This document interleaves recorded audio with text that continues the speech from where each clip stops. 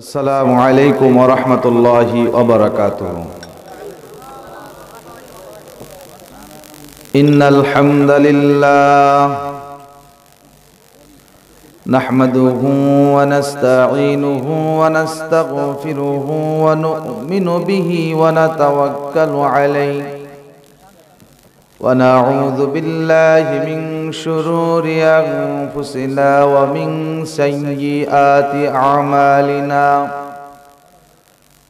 من يهده الله فلا مضل له ومن يضلله فلا هادي له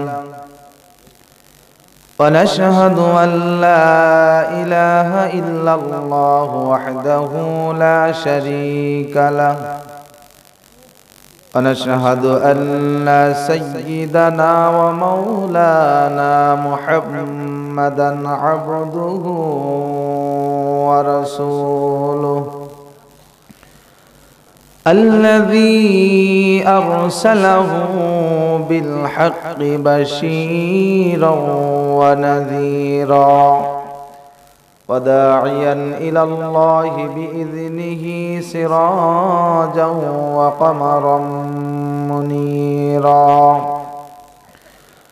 أما بعد সকল জবান খুলে আমার সাথে পড়ুন আউযু বিল্লাহি মিনাশ শাইতানির রাজীম বিসমিল্লাহির রহমানির রহিম وَلَنَبْلُوَنَّكُمْ بِشَيْءٍ مِّنَ الْخَوْفِ وَالْجُوعِ ونقص من الأموال والأنفس والثمرات وبشر الصابرين.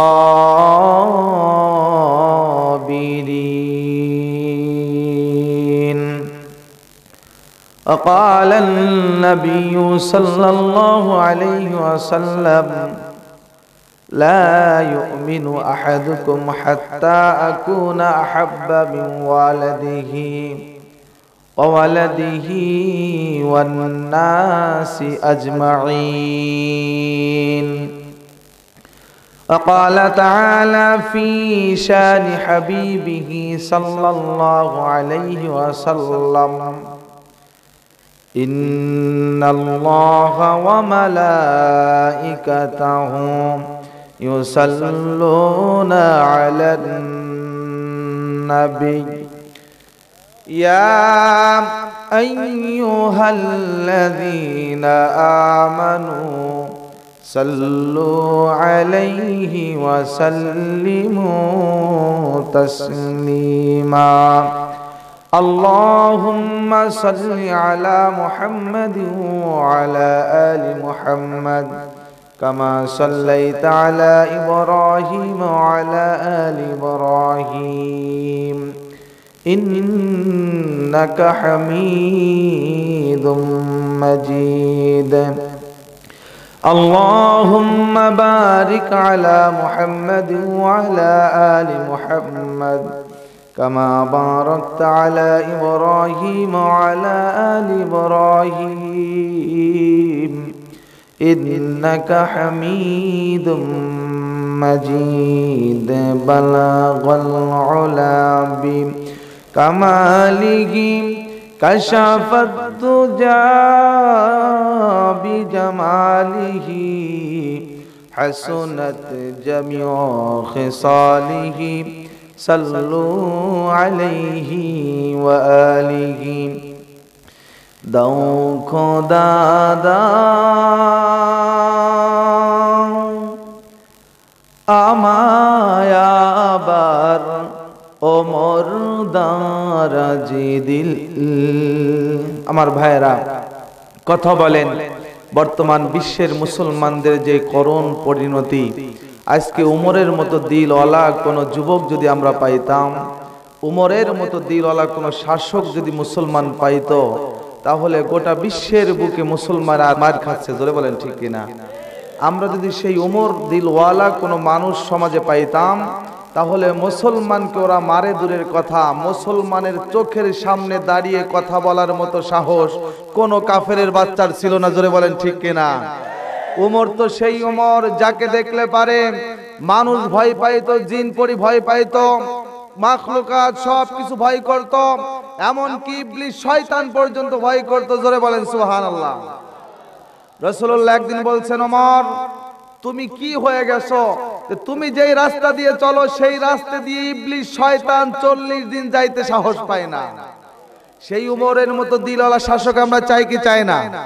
জোরে বলেন, দাও খোদা দাও আমায় আবার ওমর দারাজি দিল, দাও খোদা দাও আমায় আবার ওমর দারাজি দিল, দাওয়ালির মত বীর সেনানি, আলির মত বীর সেনানি জাগাতে নিখিল, দাও খোদা দাও আমায় আবার ওমর দারাজি দিল, হামজাকে দাও ঘরে ঘরে জীবন দিতে ওয়াকাতরে, হামজাকে দাও ঘরে ঘরে জীবন দিতে ওয়াকাতরে, আমার কাবা ভাঙতে এলে, আমার কাবা ভাঙতে এলে পাঠাওয়া বাবিল, দাও খোদা দাও আমায় আবার ওমর দারাজি দিল, বলুন দাও খোদা দাও আমায় আবার, বালাগাল উলা বিকামালিহি কাশাফাত দুজা বিজামালিহি হাসনাত জামিউ খিসালিহি সাল্লু আলাইহি ওয়া আলিহি। হামিউস সুন্নাহ মারকাজ মাদ্রাসা ধোবাউড়া ময়মনসিংহ এর উদ্যোগে পঞ্চম বার্ষিক ওয়াজ মাহফিলের সম্মানিত সভাপতি পীরে কামেল আলহাজ হযরত মাওলানা মাহতাব উদ্দিন সাহেব, নায়েবে মুহতামিম সেহলা মাদ্রাসা। আমি প্রশ্ন করছি, ভাই আপনারা সকলে ভালো আছেন? আমিও ভালো আছি আলহামদুলিল্লাহ, ভালো রাখছেন। আসুন আপনাদের প্রতি একটা আহ্বান করতে চাই, আমি এই কোরআনের মাহফিলের আয়োজন করতে পেরে আমরা খুশি না বেজার? তাহলে শুকরিয়া আদায় করতে হবে কার? আল্লাহ। শুকরিয়া আদায় করলে আল্লাহ নিয়ামত বাড়ায় দেন। এই জন্য এত সুন্দর একটা জান্নাতের পরিবেশ আল্লাহ পাক আমাদের আসবার তৌফিক দিয়েছেন, এই জন্য মালিকের শুকরিয়া আদায় করবো। আসতে না জোরে? একটু জোরে বলেন ভাই। রাত তো প্রায় 12টা বেজে গেল, আপনারা ক্লান্ত হয়ে গেছেন? জোরে বলেন। মুসলমান তো ক্লান্ত হওয়া জাতি না, জোরে বলেন ঠিক কিনা? মুসলমান কখনো ক্লান্ত হতে পারে না। মুসলমান যত কষ্ট পায় ইমানি শক্তি তত বেড়ে যায়, জোরে বলেন ঠিক কিনা? এই জন্য মালিকের একটা শুকরিয়া আদায় করে আমরা আলহামদুলিল্লাহর আওয়াজ দেব। গোটা আপনার গ্রামের নাম কি? ধোবাউড়া গ্রাম কেঁপে উঠবে। রাজি আছেন? জোরে বলেন। 2-3 জন মহিলা এক জায়গা যদি দাঁড়িয়ে ঝগড়া শুরু করে, গ্রাম এই মাথা থেকে ওই মাথা পর্যন্ত শোনা যায়, জোরে বলেন ঠিক কিনা? তা আপনারা এখানে হাজার হাজার পুরুষ মানুষ, আপনারা যদি মালিকের শুকরিয়াটা দিল থেকে গায়ের সমস্ত শক্তিকে এক করে মর্দে মুজাহিদের মতো আদায় করেন, তাহলে অবশ্যই আমার বিশ্বাস গোটা ধোবাউড়া থানা ধরে কেঁপে উঠবে, জোরে বলেন ঠিক কিনা? এই জন্য মালিকের শুকরিয়া আদায় করব, গায়ের সমস্ত শক্তিকে এক করে মর্দে মুজাহিদের মতো গলা ফাটিয়ে চিৎকার মেরে বলুন আলহামদুলিল্লাহ। আমার ভাইরা, কোরআন থেকে কিছু আলোচনা করব। আমি পবিত্র কালামুল্লাহর সূরা বাকারার 155 নম্বর আয়াত তেলাওয়াত করেছি এবং অসংখ্য হাদিস থেকে নূর নবীজির এক টুকরা পবিত্র হাদিস আমি তেলাওয়াত করেছি। আল্লাহ পাক যদি তৌফিক ভিক্ষা দেন তাহলে আশা রাখি আপনাদের সামনে কিছু আলোচনা করব। ভাই আমার ভাইরা, আলোচনার শুরুতে আমরা স্মরণ করতে চাই, বর্তমান বিশ্বের বুকে সবচাইতে নির্যাতিত অবস্থায় রয়েছে মায়ানমারের মুসলমানরা। জোরে বলেন ঠিক কিনা? আর সেই কারণেই আমিও আজকে এমন একটি আয়াত তেলাওয়াত করেছি, বর্তমান বিশ্বের বুকের মুসলমানদের যে পরিস্থিতি এর সাথে সম্পূর্ণ মিল রয়েছে। এই আয়াতের ভিতরে আল্লাহ পাক বলেছেন মুসলমানদের ইমানের পরীক্ষা হবে 4টা। জোরে বলেন কয়টা? হাত উঁচু করে বলেন কয়টা? জোর হলো না, আরো জোরে জোরে বলুন। মুসলমানের ইমানের পরীক্ষা কয়টা? এই ইমানি পরীক্ষা বর্তমান মুসলমানের চলছে। আরে ভাই, আমরা যদি সাহাবাদের জীবনী দেখি তাহলে লক্ষ্য করব যে হাতে গোনা কয়েকজন সাহাবী এমন নির্যাতন ভোগ করেছেন, তাদের গলা কাটা হয়েছে, হাত কাটা হয়েছে, নাক কাটা হয়েছে, টুকরা টুকরা করা হয়েছে। কিন্তু বর্তমান মায়ানমারের রোহিঙ্গা মুসলমান হাজারো মুসলমানকে এইভাবে নির্যাতন করে হত্যা করে হচ্ছে। জোরে বলেন ঠিক কিনা? তবে আমরা মুসলমান, গোটা বিশ্বের সব মুসলমান যদি এক হতে পারতাম, ওয়াতাসিমু বিহাবলিল্লাহি জামিআ ওয়ালা তাফাররাকু, আল্লাহ পাক বলেন আমার রশ্মিকে শক্ত করে ধরো আর তোমরা আলাদা হয়ে না, সব মুসলমান তোমরা ভাই ভাই। কে বলেছেন? সূরা হুজরাতের 10 নম্বর আয়াত দেখেন, আল্লাহ পাক বলেন ইন্নামাল মুসলিমুনা ইখওয়াতুন ফাআসলিহু বাইনা আখাইকুম। আল্লাহ তাআলা বলেন যে গোটা বিশ্বের সব মুসলমান হলো ভাই ভাই। জোরে বলেন। আর হাদিস তো আপনারা জানেন, আল মুসলিমু আখুল। আল্লাহ বলেছেন মুসলমান আমরা কি, আর রাসূল বলেছেন মুসলমান আমরা ভাই ভাই। আমার ভাই মায়ানমারে মার খায়, আমার ভাইকে নির্যাতন করা হয়, হত্যা করা হয়, টুকরা টুকরা করা হয়। আমরা যদি মুসলমান হয়ে থাকি বাংলার জমিনে শান্ত থাকার কথা নয়। জোরে বলেন ঠিক কিনা? কোন মানুষের ভাইকে যদি কেউ নির্যাতন করে তাহলে তার ভাই কি শান্ত থাকতে পারে? জোরে বলেন।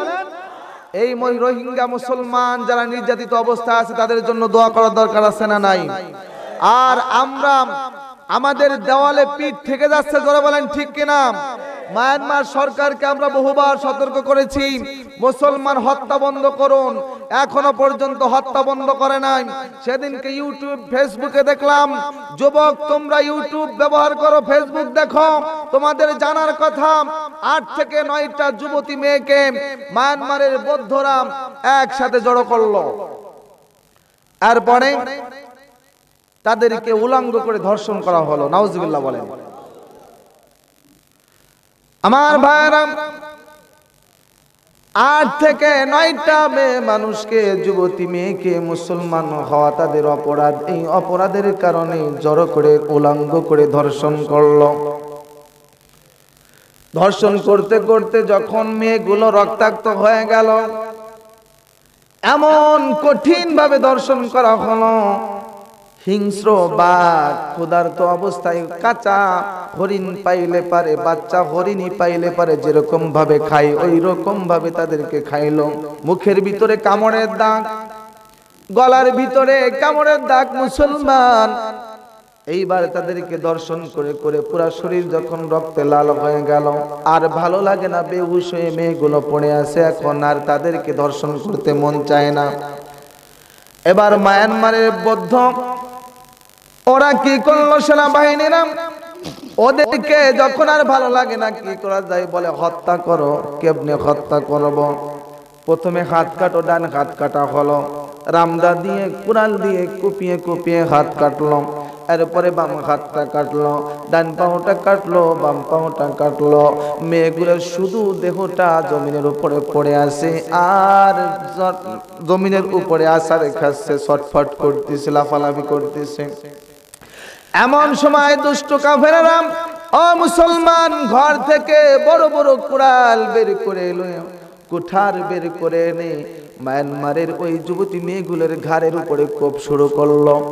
কোপাইতে কোপাইতে একটা সময় দেহ থেকে মাথা আলাদা হয়ে পড়ে গেল।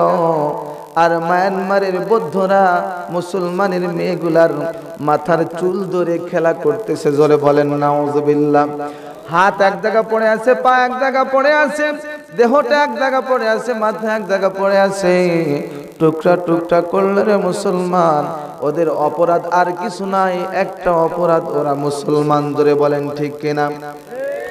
এরপরে দেখলাম 1.5 বছরের একটা দুধের বাচ্চা মুসলমান মায়ের বুক থেকে কেড়ে নিল, কেড়ে নিয়ে এবার জমিনের উপরে ফেলে দিল। বুকের উপরে 25 থেকে 30 বছরের একটা বৌদ্ধ যুবক দাঁড়িয়ে থাকলো। ও মুসলমান, আপনাদের কাছে প্রশ্ন করি, আপনার 1.5 বছরের কচি বাচ্চার বুকের উপরে যদি আমি উঠে দাঁড়াই, বাঁচবে? এই বাচ্চাটার বুকের উপরে শয়তান কাফের দাঁড়িয়ে থাকলো। যতক্ষণ পর্যন্ত বাচ্চা জীবিত ছিল ততক্ষণ পর্যন্ত নামলো না। মা তার বাচ্চার দরদে চোখের পানি ছেড়ে কাঁদলো। মা এবার বাচ্চাটাকে বাঁচানোর জন্য দৌড়ে গেল। যখন দৌড়ে গেল, মায়ের হাত পা বেঁধে গাছের সাথে বেঁধে রাখলো।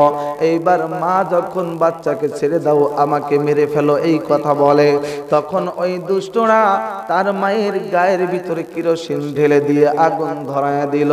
কিরোসিন ঢেলে দিয়ে যখন আগুন ধরায় দিল রে মুসলমান, জামা কাপড় সব একটা একটা পড়ে গেল, আগুনটা একটু কমে গেল। ওই মা এবার মাটির উপরে গড়াগড়ি করে আগুন থামানোর জন্য। যখন আগুন নিভে যাবে ভাব হয়ে গেল, তখন আর একটা বৌদ্ধ কাফেরের বাচ্চা কাফের ওই মায়ের গায়ের ভিতরে 1 বোতল পেট্রোল ঢেলে দিল। দাউ দাউ করে আবার আগুন জ্বলে উঠলো। পুরে মুহূর্তের ভিতরে কয়লা হয়ে গেল রে মুসলমান। চোখের সামনে নিজের সন্তান মারা গেল, তাকেও পুড়িয়ে হত্যা করা হলো। এ মুসলমান, কথাগুলো একটু দিলের কানে শুনবা। যদি দিলের কানে শোনো রে মুসলমান, তাহলে তোমার দরদ লাগবে।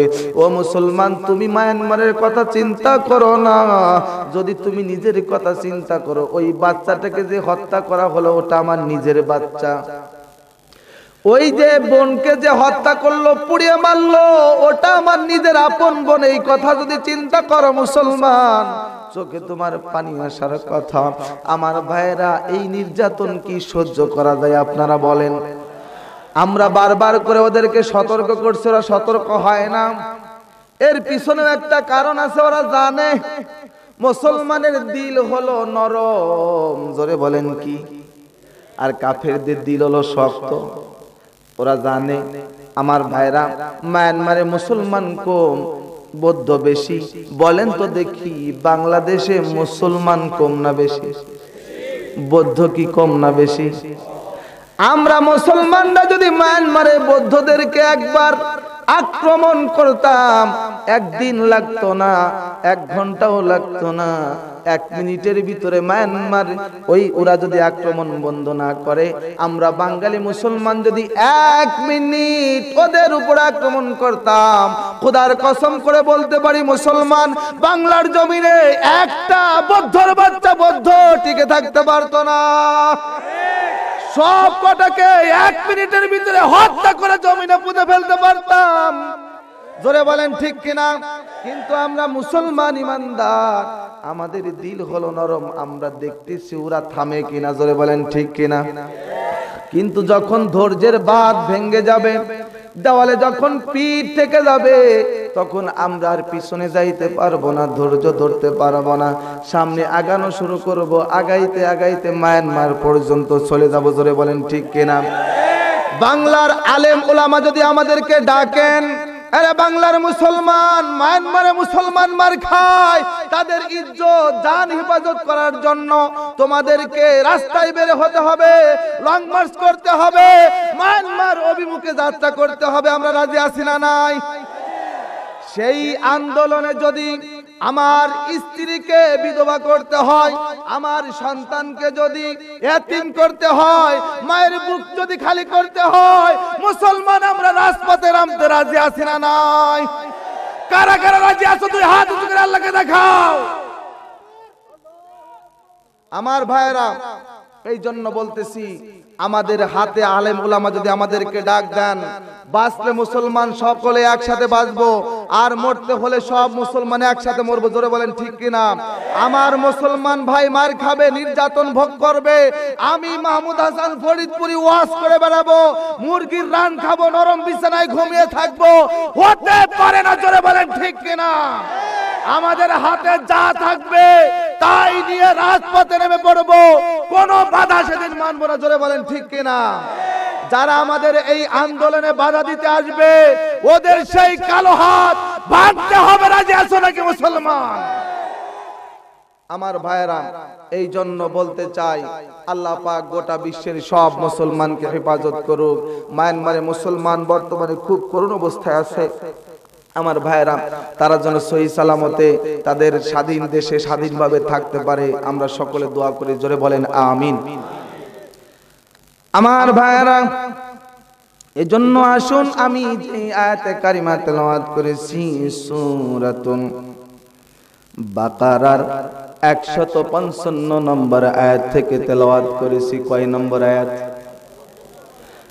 এই আয়াতের ভিতরে মুসলমানের ইমানের পরীক্ষা হবে 4টা, সেটাই রাসূল আল্লাহ পাক বলেছেন, ওয়ালা নাবলুওয়ান্নাকুম বিশাইইম মিনাল খাউফি ওয়াল জুই ওয়া নাকসিম মিনাল আমওয়ালি ওয়াল আনফুসি ওয়াস সামারাত।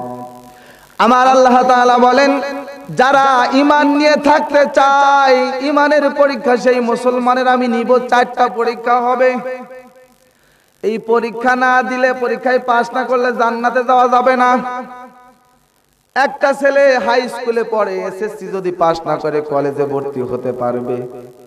জোরে বলেন পারবে? ঠিক তেমনি ভাবে এই পরীক্ষাও যারা পাস না করবে সেই মুসলমান জান্নাতে যাইতে পারবে না। এই জন্য আমাদের এই পরীক্ষায় পাস করতে হবে। রাজি আছেন আপনারা? জান্নাত পাইতে পারেন আগামীকাল থেকে প্রতিদিন 1 ঘন্টা কোরআন তেলাওয়াত করতে হবে। কয় হুজুর ও তো সম্ভব না, যেই কাজের চাপ আছে না নাই। জান্নাত যদি যেতে চান নামাজ পড়তে হবে 5 ওয়াক্ত, নামাজ ছাড়া জান্নাত যাওয়া যাবে না। কে বলেছেন? রাসূলুল্লাহ বলেছেন, মিফতাহুন জান্নাতিস সালাহ, নামাজ হলো জান্নাতের। এখন আপনি চাবি ছাড়া কোনো ঘরে যদি তালা মারা থাকে ঢোকা যায়? আপনি সুন্দর বিল্ডিং করেছেন, বিল্ডিং এর ভিতরে এসি আছে, নরম বিছানা আছে, খাবার আছে, সব কিছু আছে, কিন্তু গেটে তালা মারা। এই বিল্ডিং এর কোনো লাভ আছে? খাবার তো সব পচে যাবে। আরে দুনিয়ার বিল্ডিং এ তালা মারা থাকলে ও তালা তো কেটে ঢোকা যায়, ভাঙ্গা যায়, কিন্তু জান্নাতের গেটে যদি তালা মারেন আমার আল্লাহ, তাহলে ওই জান্নাতের তালা ভেঙে ঢুকতে পারবেন?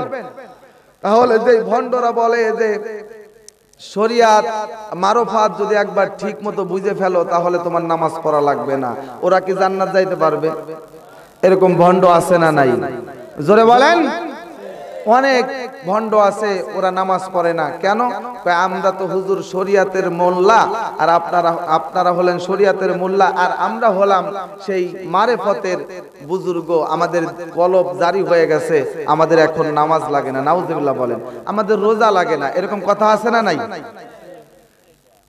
আরে ভাই, তুমি যে মারফতের কথা বলছো, তোমার থেকে তো অনেক বেশি মারফত আমার নবীজি জানতেন। জোরে বলেন ঠিক কিনা? সাহাবারা তো তোমার থেকে অনেক বেশি মারফত বুঝতো। তা সাহাবারা রাসূলুল্লাহ কোনদিন বলছেন না নামাজ পড়া লাগবে না? তাহলে তোমরা বলো, তোমরা কি রাসূলের চেয়ে বেশি বড় বুজুর্গ হয়ে গেলে নাকি? যারা বলে নামাজ পড়া লাগে না, নামাজ ছাড়াই জান্নাত যাওয়া যাবে, ওরা সব কটা বেঈমান। জোরে বলেন ঠিক কিনা? যেই দরবারে গেলে নামাজ নাই এমন দরবারে আমরা যাব না। জোরে বলেন ঠিক কিনা? এমন কোন ভণ্ড যদি আমাদের সমাজে থাকে, সেই ভণ্ডের দরবার ভেঙ্গে হাতুড়ি দিয়ে পিটিয়ে পিটিয়ে জমিনের সাথে মিশিয়ে দিতে হবে। জোরে বলেন ঠিক কিনা? এমন কোন ভণ্ডের জায়গা আমাদের সমাজে দেওয়া যাবে না। রাজি আছো নাকি যুবক? আমার ভাইরা, ও বাবাজিরা, আমি বলতেছিলাম আমার আল্লাহ পাক রব্বুল আলামিন বলে, বান্দারে মুমিন ইমানদার মুসলমান যে হবে তার পরীক্ষা হবে 4টা। তাকে 1 নম্বর পরীক্ষা নেওয়া হবে বাংলা, 2 নম্বর পরীক্ষা নেওয়া হবে ইংরেজি, 3 নম্বর অঙ্ক, 4 নম্বর হলো ডিজিটাল যুগ, তাই কম্পিউটার সায়েন্স। তাই নাকি? না না, সব পরীক্ষা না, স্কুল কলেজের পরীক্ষার মতো কোন পরীক্ষা না। এই 4টা পরীক্ষা হলো খুব কঠিন পরীক্ষা। 1 নম্বর পরীক্ষা হলো ওয়ালা নাবলুওয়ান্নাকুম বিশাইইম মিনাল খাউফ। 1 নম্বর পরীক্ষা হলো যারা ঈমান নিয়ে থাকতে চায়, যেই মুসলমান, তাকে মাঝে মাঝে ভয় দেওয়া হবে। কি দেওয়া হবে? কঠিন ভয় দেওয়া হবে। এমন ভয়, ঈমানদার মুসলমানের জীবনে এখন ভয় আছে না নাই? কখন জানি ধরে নিয়ে যায়। কখন জানি জেলখানায় পড়ে থই, কখন জানি আমেরিকা আক্রমণ করে, ভয় আছে না নাই? ভারত জানি কখন আমাদের দখল করে নাই, ভয় আছে না নাই? আমার ভাইরা, ওরা কাফের যারা আছে মুসলমান ধ্বংস করার জন্য সব এক হয়ে গেছে, জোরে বলেন ঠিক কিনা? এক এক করে ধরতেছে। আফগান ধরলাম, ফিলিস্তিন ধরলাম, তারপরে ইরাক ধরলো, এক এক করে ধরে, কিন্তু বোকা মুসলমান বোঝে না, জোরে বলেন ঠিক কিনা? আমরা মনে করি যাকে ধরে ধরুক, আমি তো ঠিক আছি, ঠিক আছি করতে করতে এক এক করে সব দেশের মুসলমান গুলাকে শেষ করে দিচ্ছে। ঈদের দিনে মুসলমান হাসি খুশি থাকবে, আনন্দ করবে, সেই ঈদের দিনেও পর্যন্ত বাংলার মুসলমান তোমরা কান খুলে শুনে রাখো, ঈদের দিনেও মুসলমানদের হৃদয়ের স্পন্দন। সাদ্দাম যার নাম শুনলে গোটা বিশ্বের কাফের ভয় পাইতো, সেই ঈদের দিনে সাদ্দামকে ওরা ফাঁসিতে ঝুলাই দিল, জোরে বলেন ঠিক কিনা? আমার ভাইয়ারাম, আফগান শেষ করলাম, বিশ্বের মুসলমান মুসলিম কান্ট্রি গুলো আস্তে আস্তে ওরা দখল করতেছে। আমরা যদি এখনো সতর্ক না হয়, এখনো যদি আমার চোখ কান না খোলে, তাহলে সেই দিন বেশি দূরে নয়, বাংলাদেশে ওরা দখল করে ফেলবে, জোরে বলেন ঠিক কিনা? ওদের সেই রক্ত চক্ষু বাংলার জমিনের উপরেও আছে। এই জন্য আমাদের কঠিন হস্তে দমন করতে হবে।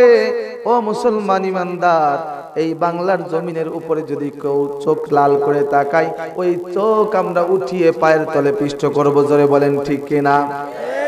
আমার ভাইরা, এই জন্য ঈমান নিয়ে থাকতে হলে তার জীবনে ভয় আছে না নাই? আমরা অনেক সময় আলোচনা করি ভণ্ডের বিরুদ্ধে, আর গাড়িতে যখন যাই তখন মনে মনে চিন্তা করি, ভণ্ডদেরকে যেইভাবে ঘাপায় আসলাম, না জানি মাইক্রো বাস ভেঙে ফেলে কিনা। অনেক সময় যে অপরাজনীতি চলতেছে বাংলার জমিনে, হিংসাত্মক যেই রাজনীতি চলতেছে, এই দল ওই দল দেখতে পারে না, ওই দল এই দল দেখতে পারে না, খুনাখুনির রাজনীতি চলতেছে, জোরে বলেন ঠিক কিনা? এই যে বেহায়া আপনার রাজনীতির বিরুদ্ধে, যে আপনার হিংসাত্মক রাজনীতির বিরুদ্ধে মাঝে মাঝে যদি একটু আলোচনা করি, গাড়িতে দিয়ে যখন যাই মনে মনে চিন্তায় কোন নেতাই যেন ঠেসে ধরে। এই যে ভয়, এটা হলো এক নম্বর পরীক্ষা। আপনি মসজিদে চাকরি করেন, মসজিদের মিম্বরে দাঁড়িয়ে হক কথা বলছেন, আপনার চাকরি চলে গেল, ভয় আছে না নাই? আমার ভাইরা, এক নম্বর পরীক্ষা হলো ভয়। অনেক সময় মুসলমানকে মারবে, বন্দুকের গুলি খাইতে হবে।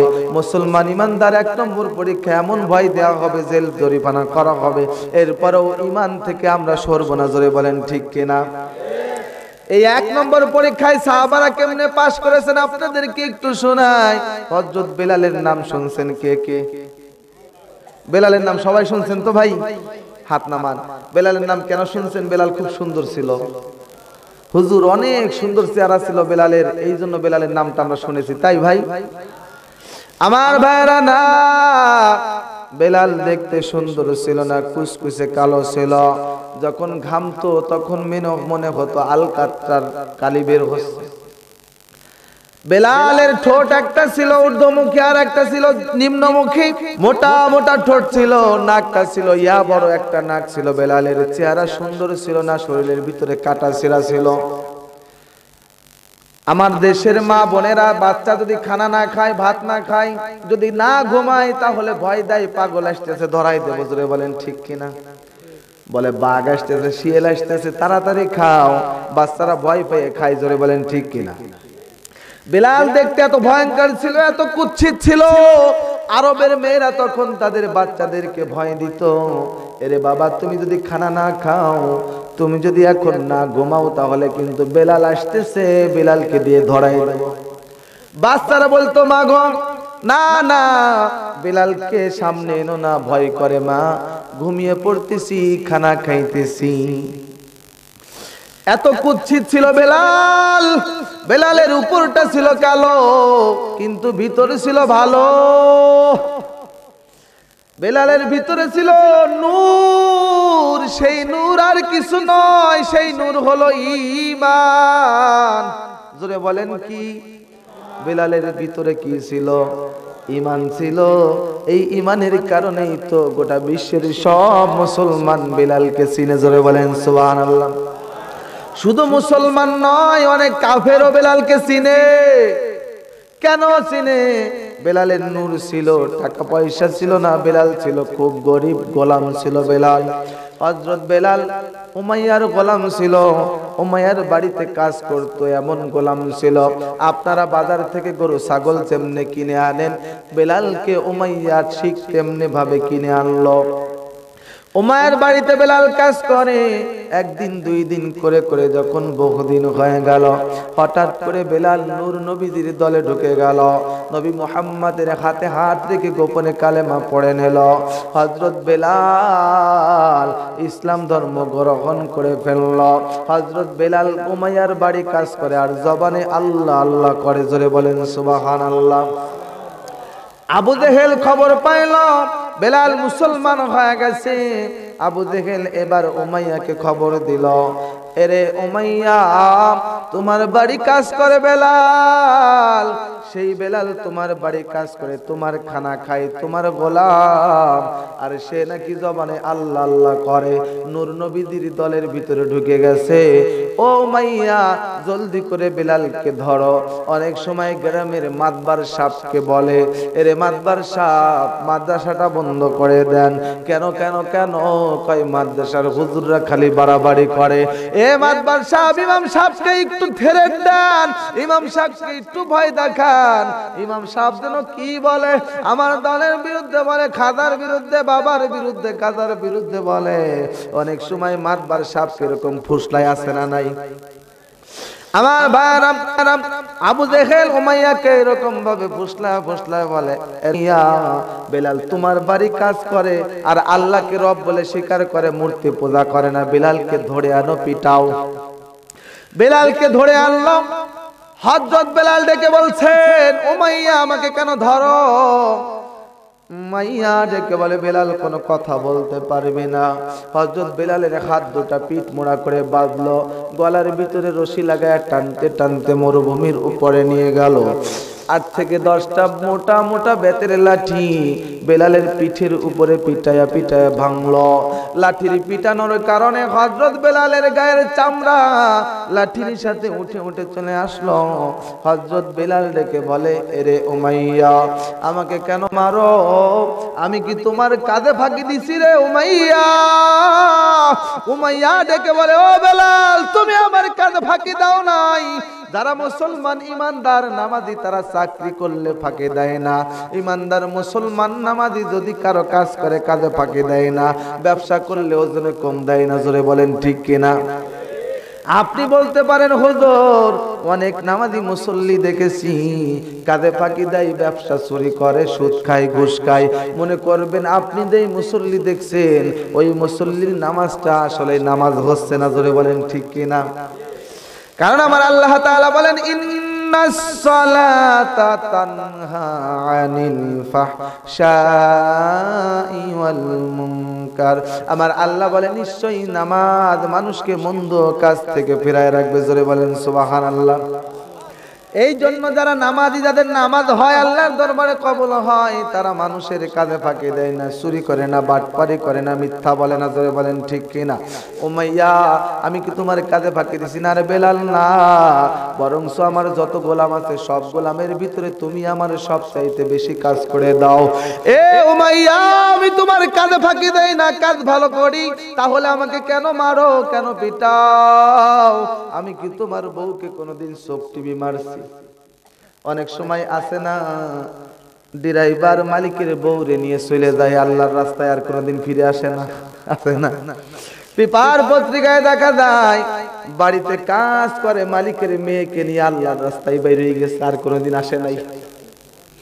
আমার ভাইরা, এই জন্য বেলাল ডেকে বলে, উমাইয়া, তোমার মেয়েকে কোনোদিন ডিস্টার্ব করেছি, চোখ টিভি মারছি, ইফটিজিং করেছি? আমার ভাইরা, এই জন্য এই কথাটা যখন বলে ফেললাম, মাঝে আপনাদেরকে একটা টিপস দিয়ে যাই। কারণ হলো এই যে বর্তমান বাংলাদেশের অবস্থা খুব খারাপ চলতেছে। অনেকে ফোন দিয়ে টেলিফোন করে বলে, হুজুর মাওলানা বিপদে পড়েছি, একটু উদ্ধার করেন। এ ভাই কি বিপদে পড়ছেন? কয় হুজুর আমার ছোট ভাই আমার বউয়ের সাথে যেন কি করে, হুজুর কই একটু ঠেকাইয়া দেন। আছে না নাই? কয় হুজুর আমার ছোট ভাই আমার বউ একেবারে খাপের খাপ মিলে গেছে, এর এক নম্বর অপরাধ তুমি করেছো, কারণ তুমি ফ্রি মাইন্ড চলার সুযোগ করে দিয়েছো। বউকে বলে আমার ছোট ভাই, কিন্তু ওর সাথে ভালোভাবে কথা বলবা, মধুর মধুর করে কথা বলবা। রাসূলুল্লাহ বলেছেন দেবরকে গুক্কু সাপের থেকেও ভয় করতে হবে। জোরে বলেন ঠিক কিনা? বলে যে আমার ভাইয়ের অনেক সময় বন্ধু আসছে বাড়িতে বেড়াইতে, বউকে ডেকে বলে আমার বন্ধু আইছে, কথা বলো, সামনে যাও, আছে না নাই? ফ্রি মাইন্ড সুযোগ করে দেয়। কিছুদিন পরে দেখা যায় বন্ধুর সাথে নিজের বউয়ের সম্পর্ক হয়ে যায়। বাংলাদেশে এমন ঘটনা আছে না নাই? সেদিন ইতালি থেকে এক ভদ্রলোক ফোন দিছে, হুজুর নেটে আপনার বয়ান শুনলাম ইউটিউবের মাধ্যমে, হুজুর গো আমি একটা বিপদে পড়েছি, বলুন তো কি করি। কি বিপদে পড়েছেন? কয় হুজুর বিবাহ করে বাড়িতে বউ রেখে এসেছি। হুজুর আমার বউয়ের একটা বয়ফ্রেন্ড ছিল। কি ফ্রেন্ড? আমি কই ভাই বয়ফ্রেন্ড না ভয় ফ্রেন্ড? কয় হুজুর বয়ফ্রেন্ড ছিল, স্কুল জীবন থেকে কলেজ জীবনে সব সময় ছিল। হুজুর গো এখন যখন বিদেশে চলে আসছি বয়ফ্রেন্ডের সাথে চলাফেরা করে, আমি মনে করি ফ্রি মাইন্ড, যেহেতু একেবারে বেস্ট ফ্রেন্ড, অসুবিধা নাই, বাধা দেই নাই। কিন্তু এখন হুজুর এমন পর্যায়ে চলে গেছে, নেটের মাধ্যমে ইউটিউব চালাইতে চালাইতে হঠাৎ করে আমার বউয়ের বয়ফ্রেন্ড আর বউয়ের অশ্লীল ছবি দেখলাম। আমি বললাম সর্বনাশ হয়েছে, কি বলেন? কয় হুজুর একবার দুইবার না তিনবার তাইরা অশ্লীল কাজে লিপ্ত হয়েছে, এমন ভিডিও আমার চোখে ভেসে উঠলো। হুজুর কে যেন ছেড়ে দিয়েছে, এমন বউ রাখবো না, হুজুর কেমনে তালাক দেব। এই যে ভয়ঙ্কর যে পরিস্থিতি সৃষ্টি হয়ে গেছে মুসলমান ফ্রি মাইন্ড চলার কারণে। জোরে বলেন ঠিক কিনা? যেখানে ইসলাম মানবা না, আল্লাহ বলেন কোরআনের ভিতরে যে ওয়াকরনা ফি বুয়ুতিকুন্না ওয়ালা তাবাররাজনা তাবাররুজাল জাহিলিয়াতিল উলা, আমার আল্লাহ বলেন পর্দা করো, আর আমরা পর্দা করি না, এই জন্য গজব চলে আসছে। এ বাংলার জমিনে 4 বছরের শিশু কন্যা থেকে শুরু করে 70 বছরের মহিলা ঝোল হয়ে গেছে বুড়ি, সেও ধর্ষিতা হয়। খবরে দেখা যায়, পেপারে পড়া যায়। জোরে বলেন ঠিক কিনা? আচ্ছা না আপনারা বলেন তো 4 বছরের একটা মেয়েকে কি ধর্ষণ করে? 70 বছর যেই বুড়ির বয়স, এই বুড়িটাকে কি ধর্ষণ করে?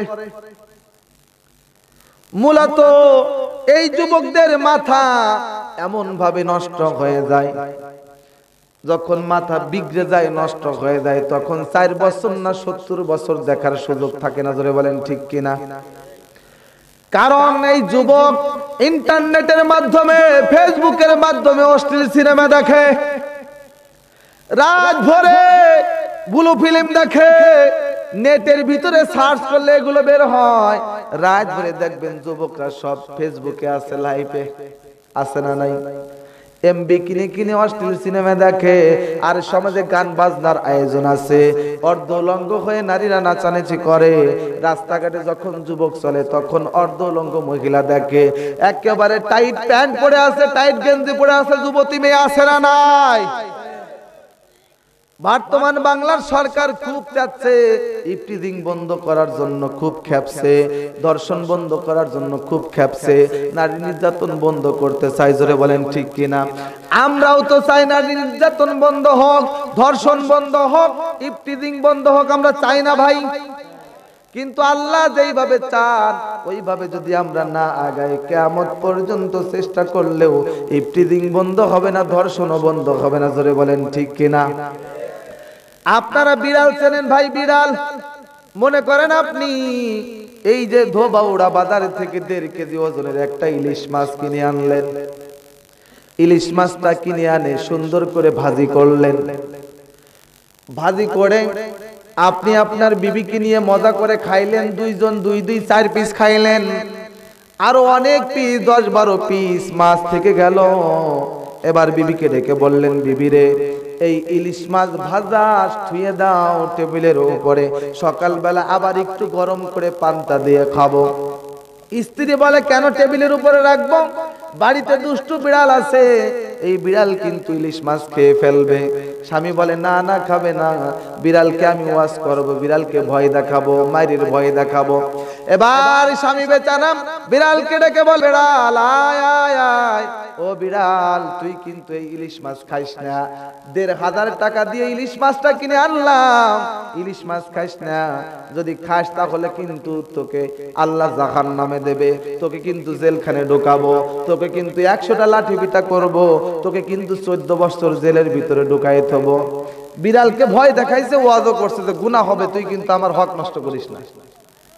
বিবি বলে, দেখো, বিড়ালকে যদি তুমি ওয়াজ করো বিড়াল শুনবে না, করছে আমি ওই ঢেকে মিসেবের ভিতরে অথবা ঢাকনা দিয়ে ভালো করে ঢেকে মজবুত করে রেখে দিই, বিড়াল খাবে না। কয় না, আমি যে ভয় দেখাইছি বিড়াল খাবে না। এবার স্বামী স্ত্রী দুইজন ঘুমিয়ে পড়লাম। রাত যখন গভীর হয়, বিড়াল 1 পা 2 পা করে করে ঘরের ভিতরে ঢুকলো। ঘরের ভিতরে ঢুকে দেখে মাশাআল্লাহ দুইজন ঘুমাইতেছে খুব আরামে, চাচা চাচি। এবার বিড়াল কয়, টেবিলের উপরে ঘেরান, কয় কি রে? তাকায় দেখে ভাজা ইলিশ মাছ। বিড়াল কি দরবেশ নাকি, থুয়ে দেবে নাকি? এত বড় দরবেশ বিড়াল আপনাদের এলাকায় আছে? বাংলার জমিনে কোথাও নাই। বিড়াল এবার সুন্দর করে কয়, আল্লাহুম্মা বারিক লানা ফিমা রাযাকতানা ওয়া কিনা আযাবান্নার, আল্লাহ আযাব গজব দিও না, খাইয়ে নিলাম। সুন্দর করে চেটে পুটে খেয়ে শেষে জিহ্বা দিয়ে চাপুর চুপুর করে আর আল্লাহ আলহামদুলিল্লাহিল্লাযী আত'আমানা ওয়া সাকানা দোয়া পড়তেছে বিড়াল, আর জিহ্বা চাপুর চুপুর করে। চাচা কয়, কি ব্যাপার রে? এই বুড়ি, তুই কি আমার ভাজা মাছ খাইয়ে শেষ করছিস? চাঁদের অন্ধকারে লোভ সামলাইতে পারিস না? চাচি কয়, কি বলো তুমি? আমি তো তোমার পাশেই শোয়া রইছি। কয়, তাহলে টেবিলের উপরে জিহ্বা চাটে কে?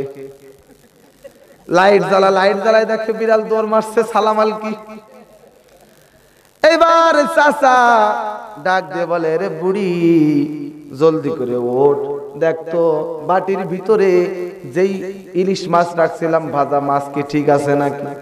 চাচি উঠে দেখে মাছ একটাও নাই, কাটাগুলো সবাই সবাই খাইছে বিড়ালে। এবার চাচা তো খুব খাপছে, বিড়াল কই, তাড়াতাড়ি ধরে আন। বিড়ালকে বললাম, যদি আমার ইলিশ মাছ খাস 1500 টাকার ইলিশ মাছ, তাহলে কবিরা গুনাহ হবে। ওর যে ওয়াজ করে শোনালাম, তোফাজ্জল হোসেন ভৈরবীর কণ্ঠে ওয়াজ করে শোনালাম। তোফাজ্জলের ওয়াজ শুনছেন না? আমি একদিন এক মাহফিলে পরীক্ষা, যে সুর মানুষ কত ভালোবাসে, পরীক্ষা করার জন্য তোফাজ্জল হোসেন ভৈরবীর কণ্ঠে একটু টান দিলাম। আমার বাবারা রে, তোমরা কিন্তু পাঠা। এক চাচা কয়, সুবহানাল্লাহ। আমি বললাম, চাচা আপনি কি বললেন? কয়, হুজুর সুবহানাল্লাহ বলছে। আমি বললাম, আপনাকে তো আমি পাঠা বললাম। কয়, তাও সুবহানাল্লাহ। কেন? কয়, যেই টান দেন হুজুর খুব ভালো লাগছে, এই সুর শুনলে সব শান্ত হয়ে যায়। কিন্তু কোরআন হাদিস থেকে যদি কাটা কাটা হুজুর কথা বলে, সুর টুর না দিয়ে, তাও মানুষ থাকতে চায় না। জোরে বলেন ঠিক কিনা? আমার ভাই, এইবার চাচা বলছে, এরে বিবি, এই বিড়ালকে ওয়াজ করলাম মাছ খাইলে গুনাহ হবে, এরপরে ভয় দেখালাম, 14 বছরের জেলের ভয় দেখালাম, মারা হবে, পিটানো হবে ভয় দেখালাম, তারপরেও কেন আমার মাছ খাইলো? বিড়ালকে ধরে আন। এইবার বিবি দেখে বলতেছে, স্বামী, পাগলামি সহ্য করা যায়, কিন্তু এত পাগলামি সহ্য করা যায় না। আপনাকে আমি রাতের বেলায় বললাম ইলিশ মাছটা ঢেকে রাখেন, তাহলে বিড়াল খাইতে পারবে না। ধরে বলেন ঠিক কিনা? আগলা করে রেখে দিয়েছেন, এখন তো ইলিশ মাছ বিড়ালেই খাবে। ধরে বলেন ঠিক কিনা? ভাজা মাছ দেখলে পারে, যেরকম বিড়াল লোভ সামলাইতে পারে না, ওর জেল জরিমানার কথা মনে থাকে না, হুজুরের ওয়াজ মনে থাকে না, মাছ খেয়ে সাবার করে। এই যুবকরা অর্ধলঙ্গ বেপর্দা নারী দেখলে পারে, ওদেরও মাথা ঠিক থাকে না। জোরে বলেন ঠিক কিনা? তখন আর সরকার যে 14 বছরের জেলের আইন করছে, ও মনে থাকে না। জোরে বলেন ঠিক কিনা? এখন বিবি ডেকে বলে, স্বামী, বিড়ালকে যদি মারতে হয়, 100টা লাঠি পিটা যদি বিড়ালকে করতে চান, তাহলে তো আপনাকে 200টা করা লাগবে। বলে কেন? ভাই আপনি বিলালকে ওয়াজ করার আগে, ভয় দেখানোর আগে আপনি যদি মাছটা ঢেকে রাখতেন তাহলে খাইতে পারতো না। ও সমাজের নেতারা, ও আমার সরকার, ও আমার প্রশাসনের ভাইয়েরা, আপনাদেরকে বলতে চাই, আপনারা ইফতিজিং বন্ধ করতে চান, আপনারা ধর্ষণ বন্ধ করতে চান, কিন্তু কোরআনের বিরুদ্ধে আইন পাশ করেন, পর্দার আইন পাশ করেন না, জীবনেও সম্ভব না। জোরে বলেন ঠিক কিনা? এই দেশে ধর্ষণ করে মামলা খাইছে, মাইর খাইছে এমন যুবক কম নাই, তারপরেও কিন্তু ধর্ষণ বন্ধ হয় না। কারণ কি বলতেছিলাম, যুবক রাত ভরে ফেসবুকে অশ্লীল সিনেমা দেখে, রাস্তাঘাটে অশ্লীল অবস্থা দেখে, রাস্তাঘাটে চলা যায় না মহিলাদের কারণে। এখন রাতের বেলায় অশ্লীল দেখে দেখে এখন আপনি বলবেন হুজুর আমার মেয়ে পর্দা করে না, তারপরেও তো কোনোদিন ধর্ষণ হলো না। হবে কেমনে? আপনার হাত যে শক্ত, আপনার মেয়েকে ধর্ষণ করলে আপনি পিটাবেন, মারবেন, ওর একটা ভয় আছে মনে মনে, অথবা আপনার মেয়ের সাথে সবসময় বডি কাট লাগানো থাকে, এই জন্য সুযোগ পায় না। এই কারণে আপনার মেয়েকে দেখে যুবকের মাথা নষ্ট হয়েছে। 4 বছরের মেয়েকে ধরে দর্শন করে, 70 বছর বুড়িকে ধরে দর্শন করে। ধরে বলেন ঠিক কিনা? ও তখন আর মাথায় খেলে না যে 70 বছর না 4 বছর। ধরে বলেন ঠিক কিনা? এই জন্য যে কথা বলতেছিলাম, বেলাল ডেকে বলে, এরে উমাইয়া আমাকে কেন মারো, আমি কি অপরাধ করেছি? উমাইয়া ডেকে বলে, বেলাল অপরাধ তোমার একটাই, তুমি কেন আল্লাহ আল্লাহ করো, আল্লাহকে রব বলে স্বীকার করো, আর তুমি কেন মুহাম্মাদের দল করো, কালেমা পড়ো। জোরে বলেন নাউজুবিল্লাহ। এইবার হযরত বেলালকে মারতে শুরু করলো, মারতে মারতে পুরো শরীর রক্তে লাল হয়ে গেল, হাতটা অবাস হয়ে গেল, 2 হাত অবাস হয়ে গেল, 2 পা অবাস হয়ে গেল, পুরো শরীর রক্তে লাল হয়ে গেল। আমার ভাইরা রে, বেলালকে মারতে মারতে পিঠের চামড়া তুলে ফেললো আবু জেহেল, উমাইয়া, কাফেররা মিলে মারতে শুরু করলো। 8 থেকে 10 জন যুবক একটা বড় পাথর এনে বেলালের বুকের উপরে চাপা দিয়ে রাখলো। বেলালের সবকিছু বেহুশ হয়ে গেছে, অবাস হয়ে গেছে, কিন্তু বেলাল জবানে জিহ্বা নাড়ায় আর বলে আল্লাহ আল্লাহ আল্লাহ। আমার ভাইরা, এই জন্য লক্ষ্য করে শুনুন, হযরত বেলাল এবার যখন মার দেওয়া হয়, হাত পা সব অবাস হয়ে গেছে, বুকের উপরে পাথর চাপা দেওয়া আছে। উমাইয়া মারে বেলালকে, আবু জেহেল মারে বেলালকে, পিঠের উপরে লাঠি ভেঙে গেছে 10টা। হযরত বেলাল তারপরেও আল্লাহকে বলে না, সুবহানাল্লাহ বলেন। আমাদেরকে যদি মারে আল্লাহকে ভুলতে পারবো? যদি বলতে বন্দুকের সামনে নিয়ে বলা হয় তোমাকে গুলি করে মারবো, তাও তো আল্লাহকে ভুলতে পারবো না। জোরে বলেন ঠিক কিনা? আমাদেরকে যদি ফাঁসির ভয় দেখায়, তারপরেও মুসলমান আল্লাহকে বলতে পারবে না। জোরে বলেন ঠিক কিনা? এইবার বলতেছে, বেলাল তোকে এত মারা মারলাম, তারপরেও কেন আল্লাহ আল্লাহ করিস? কয় আল্লাহকে বলতে পারবো না, মালিককে বলতে পারবো না, আহাদ আহাদ বলে বেলাল। এইবার আবু জেহেল ডাক দিয়ে বলে, উমাইয়া যাও যাও যাও, জলদি করে যাও, ওই যে দূরে একটা বাবলা গাছ দেখা যায়, ওই বাবলা গাছ থেকে কয়েকটা কাটা ছিঁড়ে আনো। বাবলা গাছ চেনেন আপনারা? এইবার উমাইয়া বলতেছে, বেলাল আল্লাহকে ভুলবি নাকি তোর জিহ্বার ভিতরে কাটা ঢোকায় দেব?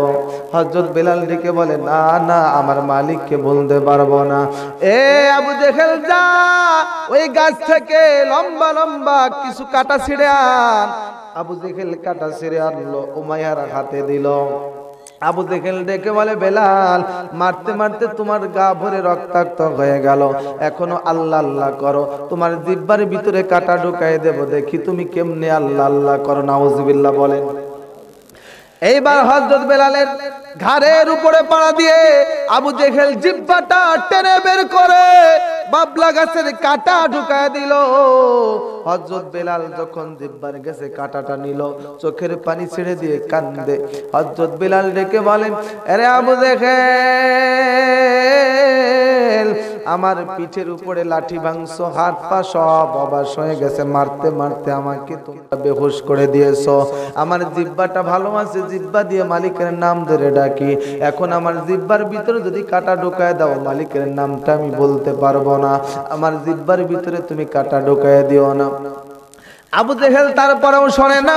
হযরত বেলালের জিহ্বা ফুটো করে দিবেন, ছিদ্র করে দিবেন, কাটা ঢুকায় দেবে আবু জেহেল। এইবার হযরত বেলাল চোখের পানি ছেড়ে দিয়ে কান্দে। আবু জেহেল ডেকে বলে, ও বেলাল তুমি তুমি কি তাহলে ভয় পেয়ে গেছো? এতক্ষণ ধরে পিটাইলাম তুমি কাঁদলে না, এখন জিহ্বার ভিতরে কাঁটা ঢুকাই দেব, তুমি কেন কাঁদলে? তাহলে কি ভয় পেয়ে গেলা? তুমি কি আল্লাহকে এখন বলতে পারবা? হযরত বেলাল ডেকে বলে, এ আবু জেহেল, আমাকে যতই মারো, যতই কষ্ট দাও, জিহ্বা যদি ছিদ্র হয়ে যায়, জিহ্বা যদি অবাস হয়ে যায়, তারপরেও আল্লাহকে বলতে পারবো না, তাহলে তুমি কেন কাঁদো? আমার ভাইরা, হযরত বেলাল বলেন, আমার তো আইয়ুব আলাইহিস সালামের ঘটনা মনে পড়ে গেল রে আবু জেহেল। কয় আইয়ুব আলাইহিস সালামের আবার কি ঘটনা? কয় আইয়ুব আলাইহিস সালামকে 18 বছর ধরে আল্লাহ কষ্ট দিয়েছেন, পুরা শরীরের মাথা থেকে পা পর্যন্ত সব জায়গা পচে গেল।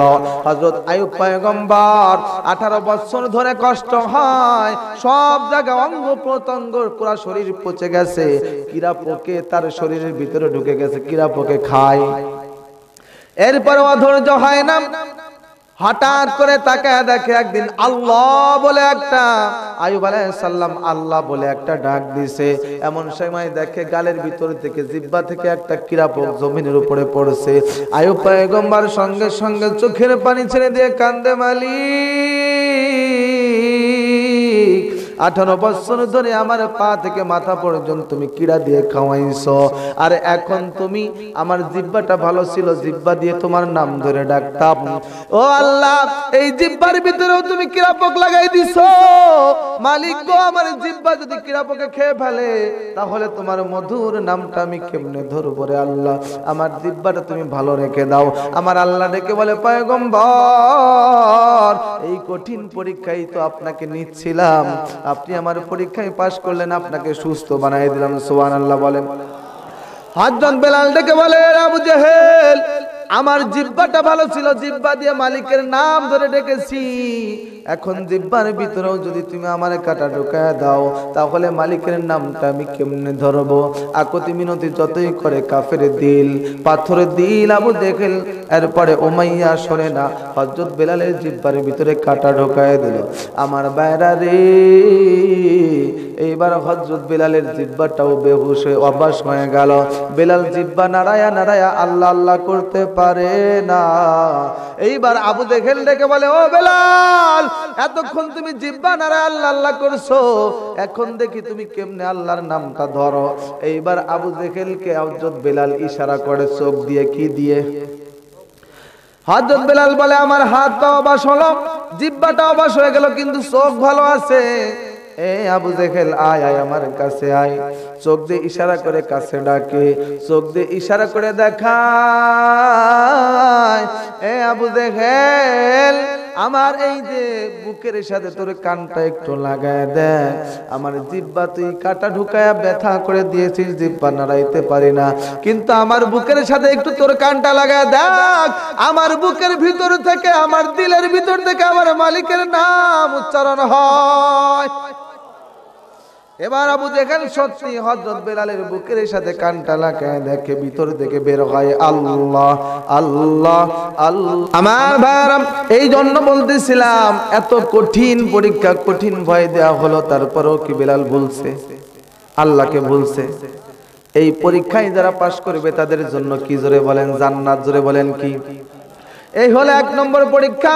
ইমানদারের ইমানের পরীক্ষা হলো 1 নম্বর ভয়। 1 নম্বর কি?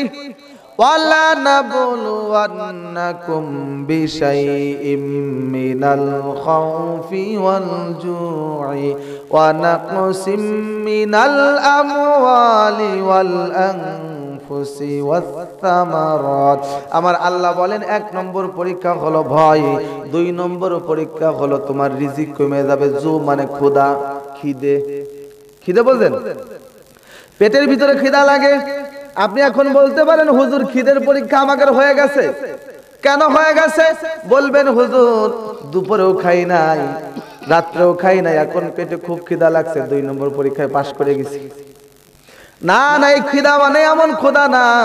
এই খিদার অর্থ হলো, আপনি যদি ঈমান নিয়ে থাকতে চান মুসলমান, তাহলে আপনার রিজিক কমে যাবে। মানে হক কথা বলেন দেখে আপনার চাকরি থাকে না, সুদ ঘুষ খান না দেখে আপনার অফিসে চাকরি টেকে না, আছে না নাই?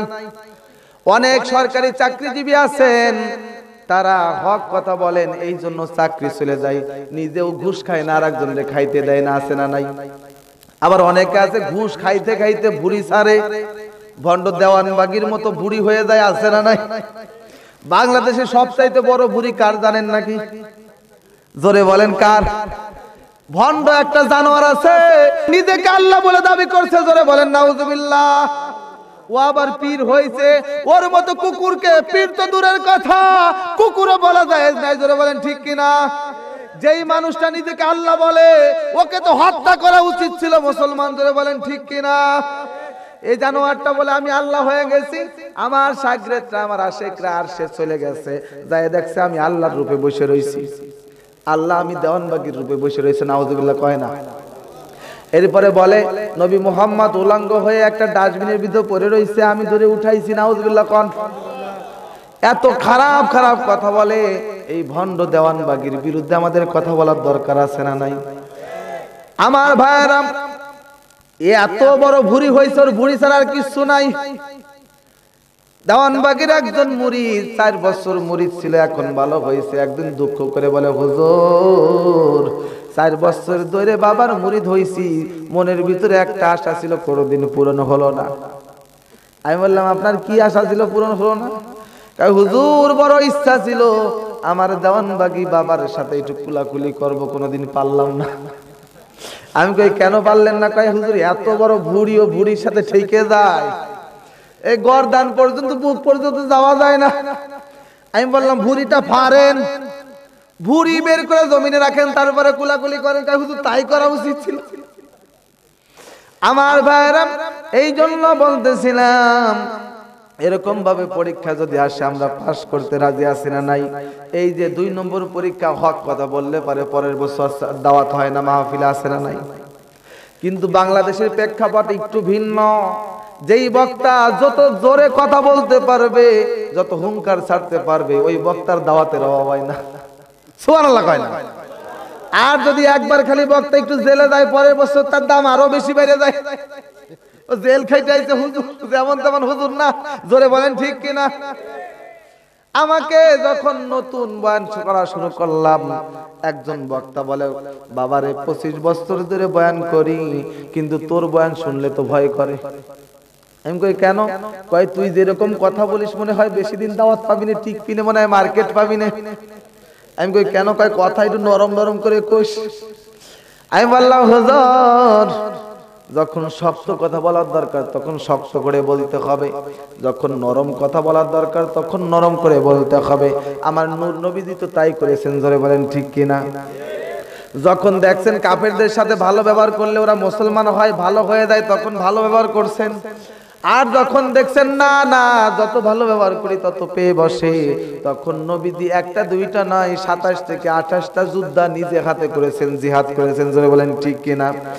যেই হাতে নবীজি ইহুদিদের মুখ ডলে দিছেন, হাত ডলে দিছেন, মালিশ করে দিছেন, ওই হাতে আবার তরবারি তুলে নিছেন, জোরে বলেন ঠিক কিনা? আমার ভাইয়েরা, বাবাজিরা, যতই বাধা আসুক, রিজিক যদি কমেও যায়, আমার চাকরি যদি চলে যায়, তারপরেও হক কথা বলতে হবে, জোরে বলেন ঠিক কিনা?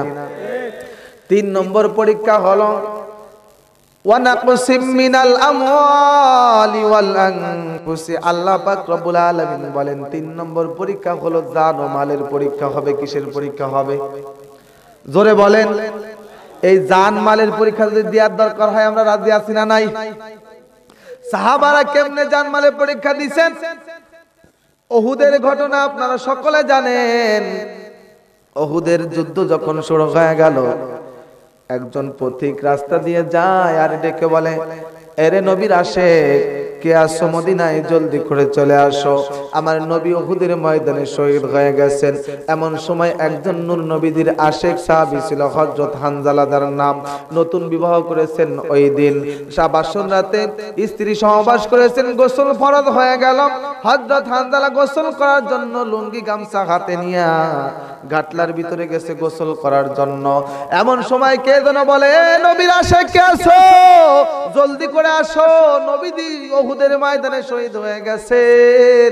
হযরত হানজালা গোসল করলেন না, বাড়িতে চলে আসলেন।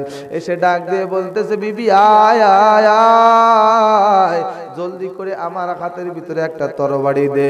বিবি ডেকে বলে, ও স্বামী, আপনি এইমাত্র গোসল করার জন্য লুঙ্গি হাতে খাটলাই গেলেন, এখন কেন আবার তরবারি চান? হযরত হানজালা ডেকে বলে, বিবি রে, আমার নবী যদি দুনিয়ায় না থাকে আমার গোসল করার দরকার নাই, বাঁচতে চাই না, উহুদের ময়দানে যুদ্ধ করে কাফেরদের কাছে শহীদ হতে চাই, জান্নাত যাইতে চাই। হযরত হানজালা দৌড় দিয়ে চলে গেলেন, উহুদের ময়দানে যুদ্ধ করতে করতে শহীদ হয়ে গেলেন। আমার ভাইরা, এইবার নূর নবী উহুদের ময়দানে নিজেও যুদ্ধ করেন। যুদ্ধ করতে করতে হঠাৎ করে একটা কাফের এসে নবীজির মাথার উপর আক্রমণ করলো, তরবারি দিয়ে আঘাত করলো। তরবারি দিয়ে আঘাত করলে নবীজির মাথায় ছিল লোহার টুপি, লোহার টুপিটা ভেঙে নবীজির মাথার ভিতরে ঢুকে গেল। আমার নবীর মাথার ভিতর থেকে রক্ত বের হয়। আর একজন কাফের হাতের ভিতরে একটা পাথর নিয়ে নবীজির মুখ বরাবর মারলো। মুখের ভিতরে মারার পরে আমার নবীর দুইটা দান মুবারক শহীদ হয়ে পড়ে গেল। মাথা থেকে রক্ত বের হয় আর গাল থেকে রক্ত বের হয়। আমার নবী বেহুশ হয়ে জমিনের উপরে পড়ে গেলেন। হযরত তালহা রাদিয়াল্লাহু তাআলা আনহু তাকায় দেখেন নবী আমার দাঁড়িয়ে আছে, কাফেররা নবীর দিকে তীর মারে। হযরত তালহা রাদিয়াল্লাহু তাআলা আনহু নবীর কাছে চলে আসলেন। কাফেররা ডান পাশ থেকে তীর মারে, ডান হাতটাকে তরবারির ঢাল বানালেন। যত তীর মারে ডান হাত দিয়ে ঠেকায়, আবার যখন বাম দিক থেকে তীর মারে বাম হাত দিয়ে ঠেকায়, বুক দিয়ে ঠেকায়, পিঠ দিয়ে ঠেকায়। আমার নবীর গায়ে আঘাত করতে দেয় না। জোরে বলেন সুবহানাল্লাহ। এবার হযরত তালহা যখন বেহুশ হয়ে পড়ে গেলেন, তরবারির আঘাতে, তীরের আঘাত খাইতে খাইতে বেহুশ হয়ে পড়ে গেলেন। কাফেররা সকলে মিলে আমার নবীর দিকে তাক করে তীর মারে। এমন সময় হযরত জালাল রাদিয়াল্লাহু তাআলা আনহু চলে আসলেন। এসে নবীজিকে, লম্বা মানুষ ছিলেন, নবীজিকে বসিয়ে দিলেন। হামু দিয়ে সামনের দিকে মাথাটা ঝুঁকিয়ে দিয়ে দুই রান থাকলো নবীজির পিছন দিকে, মাথাটা থাকলো সামনের দিকে। ডান পাশে একটা পা হাত দিলেন, বাম পাশে একটা পা হাত দিলেন। এইবার ডান পাশ থেকে যত তীর আসে ডান হাতে লাগান, বাম পাশ থেকে যত তীর আসে বাম পায়ে লাগান। সামনের থেকে যত তীর আসে ঘাড়ে লাগে, মাথায় লাগে, পিঠের উপরে লাগে। পিছন থেকে যত তীর আসে দুই রানের ভিতরে লাগে। একটা নয়, দুইটা নয়, 150টা তীরের আঘাত সহ্য করেছেন। এরপরেও নূর নবীজির গায়ে একটা তীরের আঘাত লাগতে দেয় নাই। সুবহানাল্লাহ বলেন। এবার তিনিও শহীদ হয়ে গেলেন। আর দুষ্টু কাফেররা, মুনাফিকরা আরবের বুকে ঘোষণা করে দিল, নবী নাই, নবী নাই। হযরত ওমর রাদিয়াল্লাহু তাআলা আনহু তরবারি বের করছেন, করে বলতেছে, কে আছো? আমার নবী মরে গেছে, ইন্তেকাল করেছেন, শহীদ হয়েছেন, বলবা তাহলে তাকে আমি হত্যা করব। হযরত বেলাল আসার খায় আর কান্দে, আমার নবী ইন্তেকাল করতে পারে না, শহীদ হতে পারে না, আমাদেরকে ছেড়ে যাইতে পারে না, নবীজির ব্যথায় কান্দে। আমার ভাইরা, সংক্ষেপ করে বলি, এবার যুদ্ধ শেষ হয়ে গেল, শেষ হয়ে গেল। এবারে সকলে তাকায় দেখে আমার নবীজি একটা গর্তের ভিতরে পড়ে আছে। আমার নবীকে টেনে উঠাইলো। এবার নবীজিকে ডেকে বলতেছে, হুজুর গো, আপনি তো অসুস্থ হয়ে আছেন, আপনার মাথার ভিতরে রক্ত ঝরে, আপনার মুখের ভিতর থেকে রক্ত ঝরে। ইয়া রাসূলুল্লাহ, আপনার রেস্টের দরকার আছে, চিকিৎসার দরকার আছে, চলেন আপনি বাসায় চলেন। আমার নবী ডেকে বলে, এ সাহাবারা, বাসায় যাব না, রেস্ট নিব না, হাসপাতাল যাব না, জলদি করে দেখো উহুদের ময়দানে আমার কয়জন সাথী শহীদ হয়েছে। সাহাবারা গণনা শুরু করলো, একজন দুইজন করে গুনতে গুনতে 68 জন খুঁজে পাইলো শহীদের লাশ। বলে 68 জন, কিন্তু নিখোঁজ আছে কয়জন? কয় 70 জন নিখোঁজ আছে। আমার নবী ডেকে বলেন, 70 জন খুঁজে আমার কাছে নিয়ে আসো, সকলেরই নূরের কপালে আমি একটা করে চুমু দেব। সুবহানাল্লাহ কোন মুসলমান? সাহাবারা ডেকে বলে, ইয়া রাসূলুল্লাহ, ইয়া হাবিবাল্লাহ, আপনি নিজে অসুস্থ হয়ে পড়ে আছেন, বেহুশ হয়ে পড়ে আছেন, আপনার চিকিৎসা দেওয়ার দরকার। আপনি এই সাহাবাদের খোঁজ খবর নেওয়া লাগবে না, যে কয়জন শহীদ হয়েছে তাদেরকে আমরা দাফন করে দিব, তাদেরকে আমরা জানাজা পড়ায় দিব। আমার নবী ডেকে বলে, না না, আমার আল্লাহর প্রেমে পাগল হইয়া আমার আশেক যারা আল্লাহর জমিনে দিন প্রতিষ্ঠা করার জন্য শহীদ হয়ে গেল, তাদেরকে আমি নিজে দেখতে চাই, তাদের কপালে চুম্বন করতে চাই। আমার যতই কষ্ট হোক, আমাকে দুইজন দুই পাশে ধরে নিয়ে চলো, প্রত্যেকটা শহীদ সাহাবীর কপালে আমি চুম্বন করতে চাই। আল্লাহু আকবার বলে মুসলমান। এইবার নূর নবীজি একজন দুইজন করে করে সকলের কপালে একটা আদর করে চুম্বন করেন। করতে করতে 68 জন খুঁজে পান, কিন্তু আর দুইজন খুঁজে পায় না। আমার নবী ডেকে বলে, ও সাহাবারা, তোমরা বললে 70 জন নাই, শহীদ হয়েছে, কিন্তু আর দুইজনের লাশ তো আমি পাই না। আর দুইজন গেল কই? জলদি করে খুঁজে নিয়ে আসো। এইবার সাহাবারা খুঁজতে শুরু করলো, খুঁজে কোথাও পায় না। এমন সময় একজন মহিলা বোরকা পরে আমার নবীর কাছে আসে, আবার চলে যায়, আসে আবার চলে যায়। আমার নবী ডেকে বলে, মাগো তুমি কে, তোমার কি হলো? এইবার মহিলা ডেকে বলে, হুজুর আমি আপনার হানজালার স্ত্রী, গতকাল আপনি নিজে বিবাহ পড়াইছেন। হুজুর এই তাকায় দেখেন আমার হাতের কাঁচা মেহেদির রং এখনো শুকায় নাই। হুজুর গো, আপনার হানজালা সংবাদ পেয়েছে আপনি নাকি উহুদের ময়দানে শহীদ হয়েছেন, এই জন্য আর দেরি করে নাই, জলদি করে উহুদের ময়দানে এসে শহীদ হয়ে গেছে। ও মা, তাহলে তুমি কি দুঃখ পেয়েছো? মা দুঃখ করো না, আল্লাহ শহীদকে জান্নাত দিবেন বিনা হিসাবে। ধরে বলেন সুবহানাল্লাহ। শহীদ কি হিসাবে জান্নাত পাবে? বিনা হিসাবে, তার কোনো হিসাব হবে না। মৃত্যুবরণ করার সঙ্গে সঙ্গে আল্লাহ জান্নাত দিবে। আল্লাহ বলেন, কিলা দুখুলিল জান্নাতা ক্বালা ইয়া লাইতা কওমি ইয়ালামুন। আমার আল্লাহ বলেন, শহীদ যারা হবে বিনা হিসাবে জান্নাত যাবে। আর জান্নাত যায় বলতে থাকবে তারা, আহারে আমার জাতি যদি জানতো মৌতের সঙ্গে সঙ্গে আল্লাহ আমার সাথে কত সুন্দর ব্যবহার করেছে, বিনা হিসাবে জান্নাত দিয়েছে, তাহলে কত ভালো হতো। সুবহানাল্লাহ বলেন। আমার ভাইয়েরা, এবার মহিলাটাকে বলে, হুজুর শহীদ হয়েছে ভালো কথা, আমি দুঃখ পাই নাই। তাহলে কেন তুমি দুঃখ পাও নাই, এখানে আসছো কেন? মহিলাটাকে বলে, হুজুর একটা কথা মনে পড়ে গেল, এই জন্য দুঃখ লাগে রে হুজুর। আপনার হানজালা কালকে বিবাহ করে রাতের বেলায় আমার সাথে স্ত্রী সহবাস করেছে, গোসল ফরজ হয়ে গেছে, গোসল করার জন্য গেছে, কিন্তু সংবাদ পাইল আপনি সাকি শহীদ হয়ে গেছেন, গোসল করে নাই, উহুদের ময়দানে এসে নিজের জীবনটা বিলীন করে দিল। হুজুর গো, শহীদ হয়েছে ভালো কথা, কিন্তু শহীদদেরকে তো গোসল দেওয়া হয় না, এই অবস্থায় দাফন করা হয়। হুজুর আপনি যদি আমার খানদালাকে একটু গোসল না করায়া দেন, হুজুর গো, তাহলে আমার খানদালা হাসর মাঠে আল্লাহর দরবারে নাপাক অবস্থায় দাঁড়াবে, একটু গোসল করায়া দেন, একটু গোসল করায়া দেন। আমার নবী ডেকে বলে, ও সাহাবারা,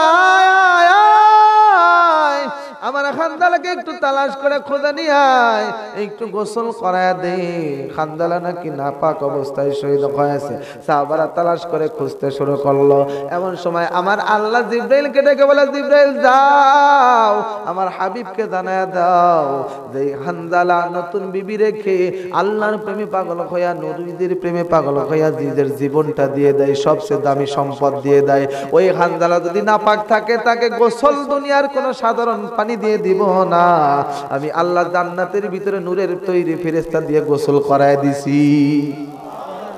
এবার একজন সাহাবা দৌড় দিছে, দেখি সত্যি নাকি, দৌড় দিয়ে হানজালার কাছে গেছে, তাকায় দেখে জান্নাতের পোশাক হানজালার গায়ে, আর হানজালার দাড়ি বেবে, চুলের আগা বেবে, জান্নাতের পানির ফোঁটা এখনো পড়তেছে।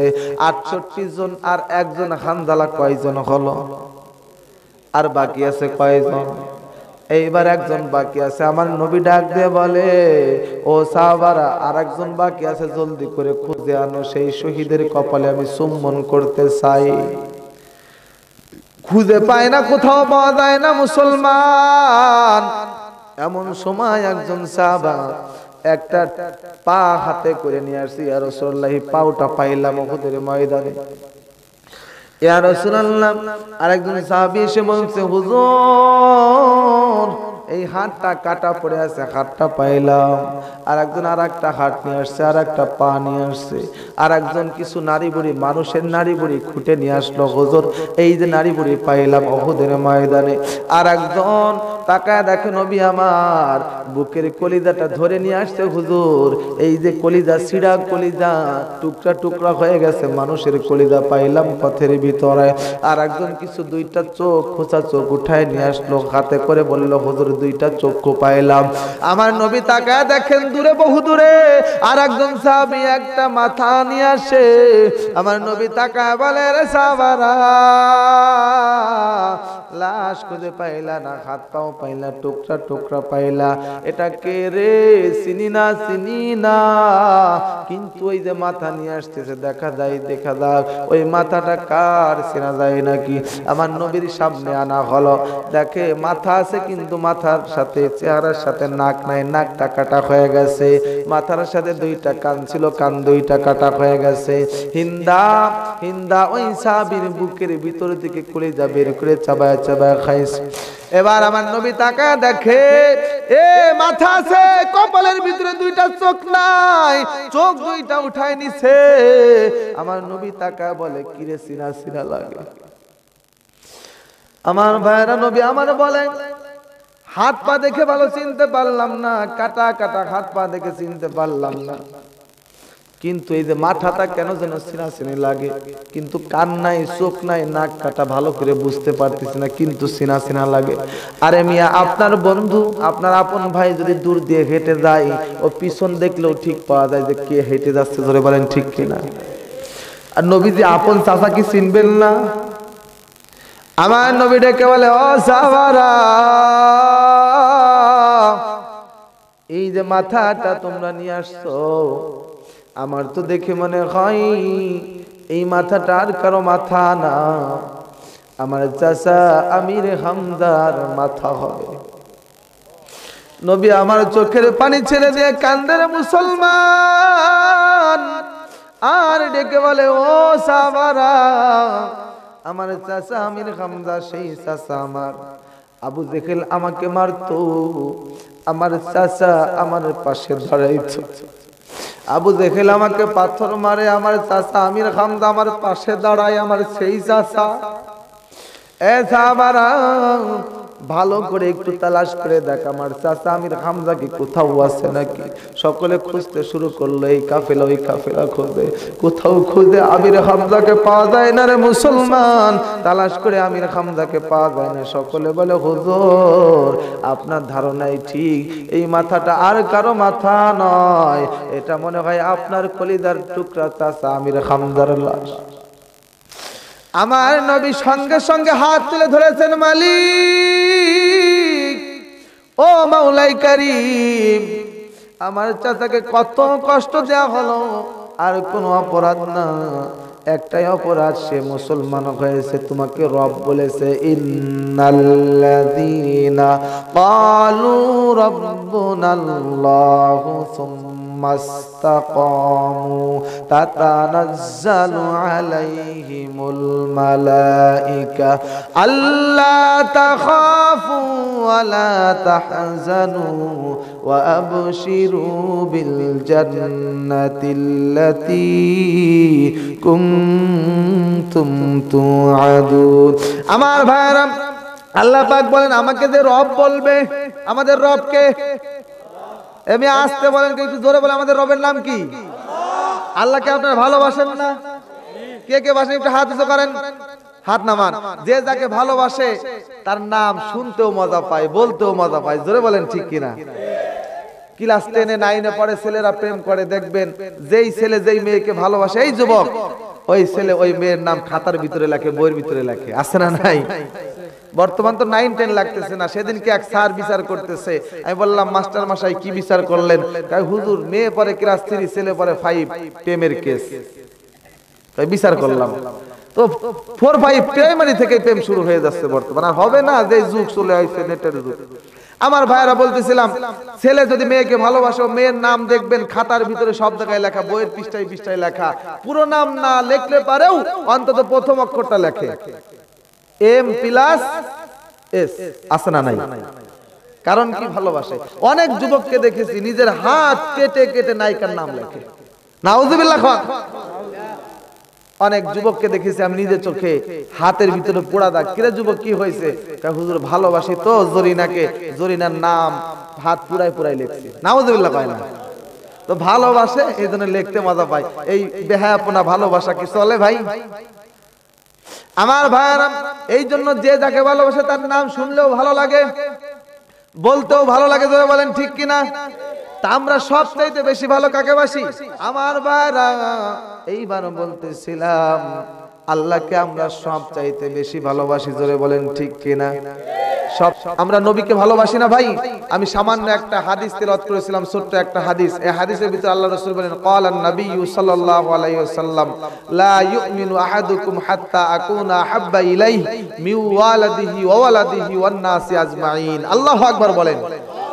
রাসূলুল্লাহ বললেন, তোমরা ততক্ষণ পর্যন্ত লা ইউমিনু আহাদুকুম, কেউ ততক্ষণ পর্যন্ত মুমিন হতে পারবা না যতক্ষণ না আমি রাসূলকে তোমার বাবার চেয়ে, মায়ের চাইতে, সন্তানের চাইতে, সব চাইতে, ওয়ান নাসি আজমাইন, সব মানুষের চাইতে বেশি ভালো আমাকে না বাসবা। জোরে বলেন সুবহানাল্লাহ। তাহলে সব চাইতে বেশি ভালো কাকে বাসতে হবে? জোরে বলেন, সব চাইতে বেশি কাকে ভালোবাসতে হবে? রাসূলুল্লাহ সাল্লাল্লাহু আলাইহি ওয়াসাল্লামকে। জোরে বলেন ঠিক কিনা। আমার ভাইয়েরা, আপনাদেরকে বদরের যুদ্ধে একটু নিয়ে যাই, সামান্য সময় বিরক্ত করি। বদরের যুদ্ধে আপনারা জানেন আবু জেহেলকে হত্যা করেছিল দুইটা ছোট বাচ্চা, নবীজিকে ভালোবেসে। জোরে বলেন ঠিক কিনা। এই দুইটা বাচ্চার নাম কি? হযরত মাআজ আর মুআওয়াজ। জোরে বলেন সুবহানাল্লাহ। বদরের যুদ্ধ যখন শুরু হয়ে গেল, তখন নবীজির পাশে দুইজন বাচ্চা গিয়ে বলছে আমরাও যুদ্ধে যাব। মাআজ আর মুআওয়াজ, শেষমেশ যুদ্ধ গেল। এইবার আব্দুর রহমান ইবনে আউফের পাশে গিয়ে দাঁড়িয়েছে, দাঁড়িয়ে বলতেছে, চাচা, ইয়া আম্মি আরিনি আবু জাহেল। ও চাচা, আপনি কি আবু জাহেলকে চেনেন? এইবার আব্দুর রহমান ইবনে আউফ বলতেছে, আমি বিরক্ত বোধ করলাম। কি হলেন? যে এই ছোট ছোট দুই বাচ্চা যুদ্ধের ময়দানে এসে কি করবা? যে যুদ্ধের ময়দানে এখানে বড় বড় মানুষ থাকা দরকার। পাশে যদি শক্তিশালী লোক থাকে, তাহলে বিপদের সময় শক্তিশালী লোক যদি পাশে থাকে সাহস হয়। জোরে বলেন ঠিক কিনা। তো এই ছোট ছোট দুইটা দুধের বাচ্চা, একটার বয়স 9 আর একটা বয়স 10, এই 8 বছর 10 বছরের বাচ্চা আমার পাশে কেন? উনি আবার বলতেছে, আবার সেই আবু জেহেলেরও খবর নাই। কয় যে আদার ব্যাপারী জাহাজের খবর নাই, এরকম ঘটনা আছে না, কথা আছে না। এখন আব্দুর রহমান ইবনে আউফ বলেন, তোমরা এত ছোট মানুষ আবু জেহেলকে কেন খোঁজ করো? ছোট দুইটা বাচ্চা উত্তর দেয়, চাচা, আজকে আল্লাহর সাথে একটা ওয়াদা করে এসেছি। চাচা বলে, কি ওয়াদা করে এসেছো? বলে, আল্লাহর সাথে আজকে একটা অঙ্গীকার করে এসেছি। বদরের ময়দানে এসেছি, মায়ের মুখে শুনেছি আমার নবী নামাজ পড়ে, আবু জেহেল মাথার ভিতরে উটের পচা নাড়ি বড়ি দেয়। আমার নবীকে আবু জেহেল বহু নির্যাতন করেছে, অনেক কষ্ট দিয়েছে।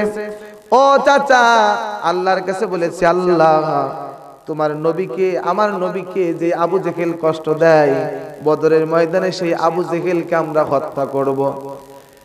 এই জমানে আবু জেহেল থাকতে পারবে না এই জমিনে, আর না হয় আমরা থাকবো না। আমরা থাকলে আবু জেহেলকে থাকতে দিব না। জোরে বলেন সুবহানাল্লাহ। এইবার আব্দুর রহমান ইবনে আউফ বলেন, এই কথা যখন শুনলাম তখন আমি আশ্চর্য হয়ে গেলাম, আমার বুকটা ভরে গেল। আর মনে মনে চিন্তা করলাম, আমার ডান পাশে বাঘ দাঁড়িয়ে আছে, বাম পাশে সিংহ দাঁড়িয়ে আছে। সুবহানাল্লাহ। এবার উনি বললেন, এ ভাতিজা, ওই যে দূরে যুদ্ধের ময়দানে দেখা যাইতেছে বড় মাথা দেখা যায়, ঘোড়ার উপরে বসে বসে নেতৃত্ব দিচ্ছে যুদ্ধের কাফেরদের, ওই বড় মাথাওয়ালাটার নাম হলো আবু জেহেল। আব্দুর রহমান ইবনে আউফ বলেন, আমার বলতে দেরি হলো, কিন্তু বালক দুইটা ঝাঁপিয়ে পড়তে দেরি হলো না। আবু জেহেলের কাছে চলে গেল, গিয়ে তরবারি দিয়ে আবু জেহেলের ঘোড়ার পায়ের উপর আক্রমণ করলো। ছোট মানুষ তো, আবু জেহেলকে তো লাগল পায় না, লাগল পায়। এবার ওই ঘোড়াকে আগে কোপ দিছে, ঘোড়া পড়ে গেছে, জমিনে শুয়ে পড়ছে। এইবার আবু জেহেল জমিনের উপর পড়ছে, পড়াও সারা দুইজনে কোপের পর কোপ দিতেছে। আল্লাহু আকবার বলেন। মুসলমান কুপিয়ে কুপিয়ে হত্যা করে দুনিয়া থেকে বিদায় করে দিয়েছে। আমার মুসলমান ভাইদেরকে আমি বলতে চাই, আমরাও একটা অঙ্গীকার নিতে চাই কোরআনের মাহফিল থেকে। আমরা রাজনৈতিক কোনো আলোচনা করব না, রাজনৈতিক আমাদের উদ্দেশ্য না। তবে একটা কথা বলি, যখন দেখবো আমার নবীর উপর কেউ আক্রমণ করবে, নবীকে কেউ গালি দেয়, কোরআনের বিরুদ্ধে কথা বলে, মাদ্রাসা মসজিদ তালা মারতে চায়, মাদ্রাসা মসজিদের বিরুদ্ধে কথা বলে, মুসলমানদের পক্ষে কথা বলে না, সে যেই হোক তাকে আমরা ছাড় দিতে রাজি নাই। জোরে বলেন ঠিক কিনা। আমার ভাইয়েরা, কোরআনের বিরুদ্ধে যারা কথা বলবে, নূর নবীজির চরিত্র সম্পর্কে যারা অপবাদ দিবে, গালি দিবে, ওরা বাংলার জমিনে থাকবে, হতে পারে না। জোরে বলেন ঠিক কিনা। হয় ওরা বাংলার জমিনে থাকবে না, হয় আমরা থাকবো। আমরা বেঁচে থাকলে একটা মুমিন মুসলমান যতদিন পর্যন্ত বাংলার জমিনে আছে, ততদিন পর্যন্ত কোন কাফের কোন নাস্তিকের জায়গা বাংলার জমিনে দেওয়া যাবে না। সামান্য 2-4 জন নাস্তিক বর্তমান বাংলাদেশে অনেক বড় বড় কথা বলতেছে, আর আমরা কোটি কোটি মুসলমান কিছু করতে পারছি না।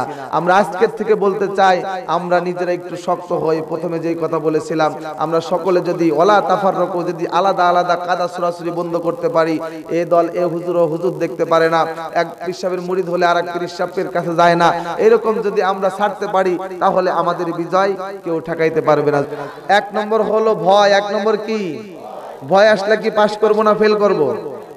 জোরে বলেন। 2 নম্বর পরীক্ষা হলো ক্ষুধা লাগবে, মানে রিজিক কমে যাবে, তাহলে কি রিজিকের পরীক্ষা আমরা পাস করব না ফেল করব? আর 3 নম্বর পরীক্ষা হলো আপনার জান ও মালের উপর পরীক্ষা নেওয়া হবে, আপনার জানের ক্ষতি করা হবে, মালের ক্ষতি করা হবে। 3 নম্বর পরীক্ষায় পাস করতে রাজি আছেন? 4 নম্বর পরীক্ষা হলো ওয়াসতামারাত, মানে ফল ফসল নষ্ট হয়ে যাবে। অনেক সময় আছে না, ফসল আল্লাহ বৃষ্টি বাদল দিয়ে ঝড় তুফান দিয়ে নষ্ট করে দেয়, এটা কিন্তু গজব না, গজব নাফরমানের জন্য, আর মুমিনের জন্য পরীক্ষা। জোরে বলেন সুবহানাল্লাহ। তাহলে ইমানদারের পরীক্ষা কয়টা? 1 নম্বর কি ভাই বলতে পারবেন? 1 নম্বর কি? ভয়। 2 নম্বর কি? রিজিক কমে যাবে, খিদা, তার মানে কি রিজিক কমে যাবে। 3 নম্বর হলো জান ও মালের উপর পরীক্ষা হবে, আর 4 নম্বর হলো ফল ফসল। মা বোনদেরকে একটা কথা বলবো, আপনারা আপনাদের স্বামীর খেদমত করবেন, আর বেপরদায় চলবেন না, কারণ এই জীবন কয়দিন ভাই, আজকে মরলে কালকে 2 দিন। জোরে বলেন ঠিক কিনা? এখন মরেন, আপনি মরলে পরে, সেদিন এক চেয়ারম্যান মারা গেছে আমার এলাকায়, মারা যাওয়ার পরে এখন আমরা কয় হুজুর মিলে বললাম চেয়ারম্যান সাহেব তো মারা গেছে, তার ছেলেদেরকে বললাম চেয়ারম্যান সাহেব মারা গেছে, এখন আপনার বাবাকে একটু ঘর থেকে বের করে বারান্দায় দেন। আছে না নাই? বারান্দায় নিল। তার কিছুক্ষণ পরে বললাম, আমরাই বললাম যে চেয়ারম্যান সাহেব মারা গেছেন, এখন বারান্দায় রাখা যাবে না, উঠানে নিয়ে যান, গোসল করানো হবে। উঠানে নিয়ে গেল। এর কিছুক্ষণ পরে আমরাই বললাম যে এখন উঠানের একটা কোণায় নেন, ওখানে মশারি টানে গোসল করাইতে হবে। এই যে চেয়ারম্যান সাহেব, কোটি টাকার মালিক, বিল্ডিং আছে, ঘর আছে, সেই ঘর থেকে বের করে দিলাম, গোসল করায় কবরে নামাই দিলাম, আর কোনোদিন ঘরে ফিরতে পারবে ভাই? একটা গজল শুনে আপনাদেরকে, শুনবেন ভাই। এ পৃথিবী ছেড়ে একদিন চলে যেতে হবে, পড়ে রবে সাদের দেহ মাটির ভিতরে, পড়ে রবে সাদের দেহ মাটির ভিতরে।